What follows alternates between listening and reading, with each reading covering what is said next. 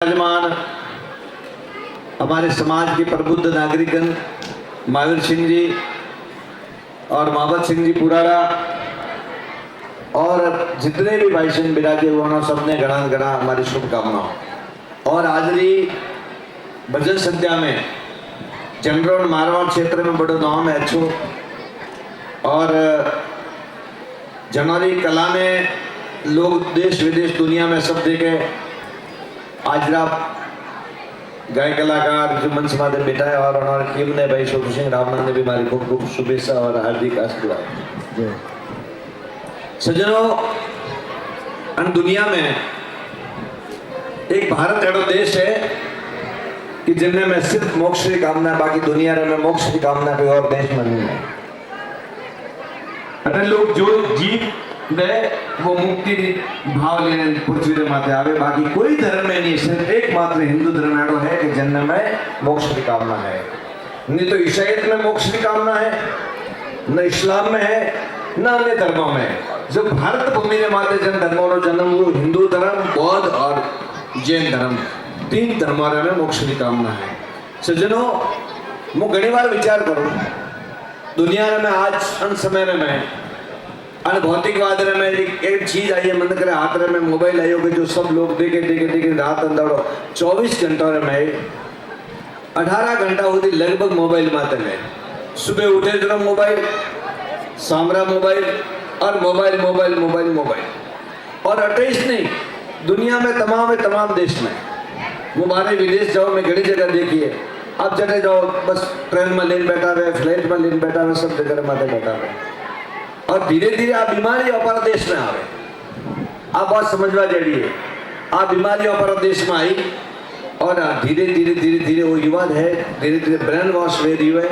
आनंद वास्ते आवा वाला समय में बहुत बड़ी तकलीफ पैदा हो रही है। सज्जनों, फिर भी एक आशा री किरण धर्म रा माध्यम थी, सत्संग रा माध्यम थी, संतों रा माध्यम थी अपन देखी जाए।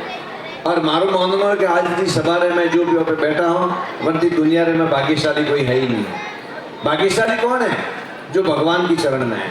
भाग्यशाली वो है जो परमात्मा की शरण में है। हमारे से दुनिया में भाग्यशाली कोई और अधिक हो ही नहीं सकता, क्योंकि मैं पूरे विश्व में घूमता हूँ, सब जगह पे देखता हूँ, लेकिन सत्संग नाम की जो कोई चीज होती है वो सिर्फ अपने देश में है।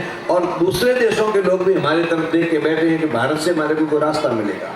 तो सज्जनों, मैं आपको छोटी सी बात कहता हूँ, हम लोग बड़े बड़े मंदिर बनाते हैं, बड़ी बड़ी धर्मशालाएं बनाते हैं और बहुत पुण्य का काम करते हैं। और हर एक बात में हमारी ये भाव रहता है कि मुझे पुण्य मिले, और पुण्य से क्या मिलेगा? मोक्ष मिलेगा। और आज जो क्वाड़ा नगर में वातावरण दिख रहा है, माहौल दिख रहा है, इस माहौल के अंदर जितने भी बैठे हुए हैं उनसे मैं एक बात कहना चाहता हूँ कि आज हमारे से भाग्यशाली दुनिया में कोई है नहीं। हम सबसे भाग्यशाली हैं। क्यों भाग्यशाली हैं? कि जो गुरु की चरण में होता है, संतों की चरण में होता है, भगवान के चरण में होता है, उससे दुनिया में कोई भाग्यशाली हो नहीं सकता। एक बार का प्रसंग है, भगवान मर्यादा पुरुषोत्तम श्री राम वनवास में थे और वनवास में बैठे हुए थे। लक्ष्मण जी को उन्होंने बोला कि लक्ष्मण जा कुछ फल लेके आ। लक्ष्मण जी फल लेने के लिए जंगल में जाते हैं। माँ भगवती सीता जी बैठी हैं, भगवान राम बैठे हुए, लेकिन भगवान के मन में एक बात आती है कि मुझे वनवास मिला 14 साल का, और मेरे दुख में दुखी होने के लिए मेरी जो पत्नी अर्धांगिनी है सीता भी मेरे दुख में दुखी होने के लिए तैयार हो गई। तो भगवान ने सोचा कि मैं कितना भाग्यशाली हूं कि सीता जैसी मुझे पत्नी मिली।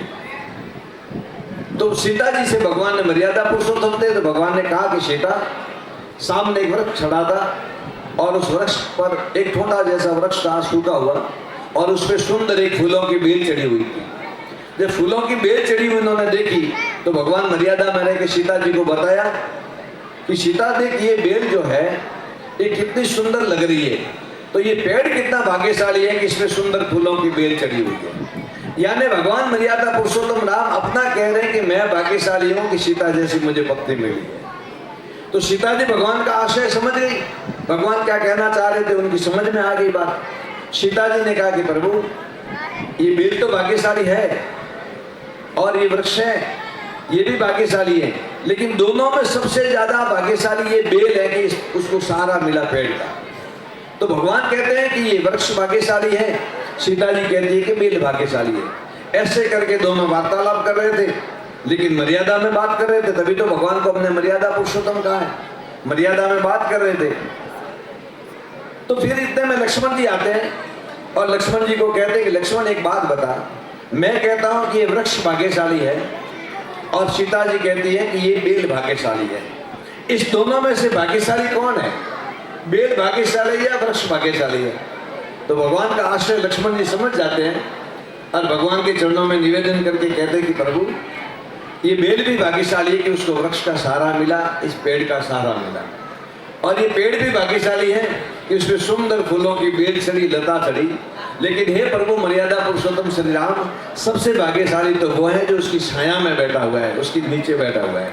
यानी लक्ष्मण जी अपनी बात कह रहे हैं कि सबसे भाग्यशाली आप हैं, लेकिन सीता जी हैं, लेकिन आप सबसे भाग्यशाली मैं हूँ।